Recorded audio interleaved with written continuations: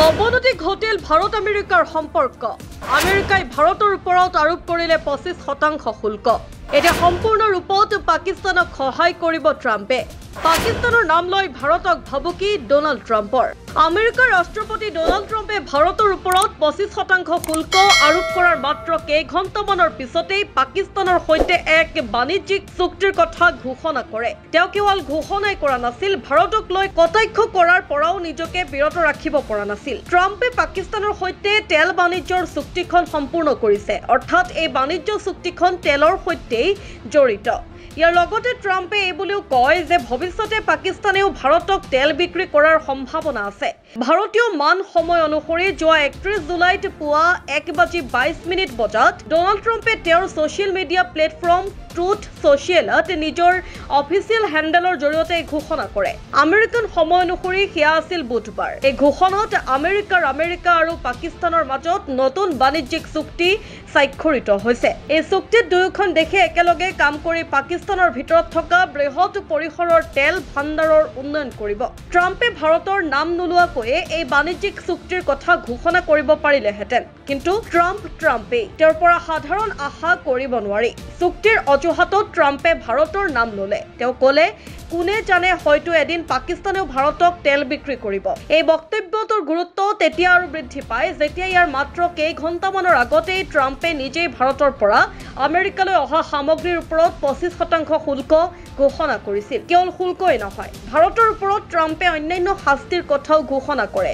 ভাৰতৰ বাবে আমেৰিকাৰ এই সিদ্ধান্ত 1 আগষ্টৰ পৰা কাৰ্যকৰী হ'ব, কিন্তু পাকিস্তানৰ সিদ্ধান্ত কেতিয়াৰ পৰা কাৰ্যকৰী হ'ব সেই সম্পৰ্কে কোনো সময়সীমা দিয়া হোৱা নাই। পাকিস্তানৰ সৈতে তেল বাণিজ্য চুক্তিৰ কথা ঘোষণা কৰি ডোনাল্ড ট্ৰাম্পে কয় যে আজি আমি হোৱাইট হাউচত বাণিজ্যিক চুক্তিৰ কামত অতি ব্যস্ত। মই বহু দেশৰ নেতাৰ লগত কথা পাতিছো, তেওঁলোকৰ প্ৰত্যেকেই আমেৰিকাক সুখী কৰিব বিচাৰে। ইয়াৰ পিছতে ডোনাল্ড ট্ৰাম্পে ভাৰতৰ চুবুৰীয়া দেশ পাকিস্তানৰ কথা লৈ আহে। ট্ৰাম্পে কয় যে আমি মাত্ৰ পাকিস্তানৰ সৈতে চুক্তিখন সম্পূৰ্ণ কৰিলো। ইয়াৰ অধীনত আমেৰিকা আৰু পাকিস্তানে একেলগে কাম কৰি পাকিস্তানৰ বৃহৎ তেলৰ ভাণ্ডাৰৰ উন্নয়ন কৰিম। বৰ্তমান আমি এই অংশীদাৰিত্বৰ নেতৃত্ব দিবলগীয়া তেল কোম্পানীটো বাছনি কৰাৰ প্ৰক্ৰিয়াত আছো। কোনে জানে হয়তো এদিন তেওঁলোকে অৰ্থাৎ পাকিস্তানেও ভাৰতক তেল বিক্ৰী কৰিব।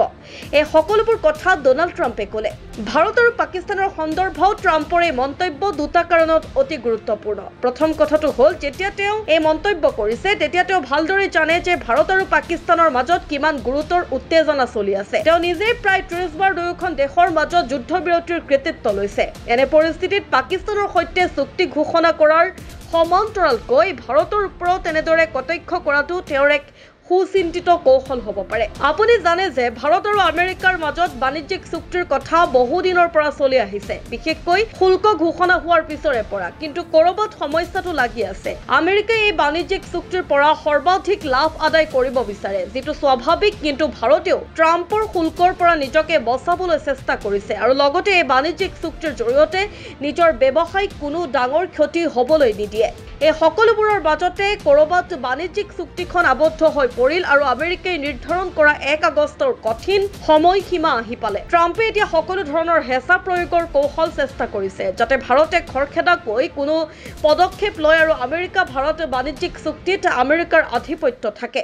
এনে পৰিস্থিতিত এই সমস্যা সমাধান কৰাটো দেশৰ নেতা আৰু বিষয়াসকলৰ বাবে আৰু অধিক প্ৰত্যাহ্বানজনক হৈ পৰিছে। এয়া হ'ল প্ৰথম কাৰণ। দ্বিতীয় কাৰণটো হৈছে যে আজিকালি ভাৰতীয় সংসদত ডোনাল্ড ট্ৰাম্পৰ নাম বহুবাৰ প্ৰতিধ্বনিত হৈছে। বিৰোধীয়ে বাৰে বাৰে প্ৰধানমন্ত্ৰী নৰেন্দ্ৰ মোদীক উত্তৰ দিবলৈ অনুৰোধ জনাইছে যে ট্ৰাম্পে যি দাবী কৰিছে তাত কিছুমান সত্যতা আছে। প্ৰধানমন্ত্ৰীয়ে এই কথা ক'ব লাগে যে ট্ৰাম্পে যি দাবী কৰিছে সেয়া যুদ্ধবিৰতিৰ। ইয়াৰ উত্তৰত 29 জুলাইত সদনত প্ৰধানমন্ত্ৰী মোদীয়ে কয় যে বিশ্বৰ কোনো নেতাই ভাৰতৰ অভিযান বন্ধ কৰিবলৈ কোৱা নাই। কিন্তু লোকসভাত বিৰোধী দলৰ নেতা ৰাহুল গান্ধীয়ে জোৰ দি থাকিল যে ট্ৰাম্পে এই দাবী কৰিছে। তেওঁ প্ৰধানমন্ত্ৰীক ট্ৰাম্পৰ নাম লৈ এই কথা স্পষ্ট কৰিবলৈ ক'লে। প্ৰধানমন্ত্ৰীয়ে ট্ৰাম্পৰ নাম লোৱা নাছিল, কিন্তু পিছদিনা বৈদেশিক মন্ত্ৰী এছ জয়শংকৰে ট্ৰাম্পৰ নাম লৈ নিশ্চিতভাৱে উত্তৰ দিছিল। 30 জুলাইত ডাক্তৰ এছ জয়শংকৰে ৰাজ্যসভাত স্পষ্ট শব্দৰে কি কৈছিল ভালদৰে শুনক। 22 এপ্ৰিলৰ পৰা 16 জুনলৈ ৰাষ্ট্ৰপতি ট্ৰাম্প আৰু প্ৰধানমন্ত্ৰী মোদীৰ মাজত এটাও ফোন কল হোৱা নাছিল।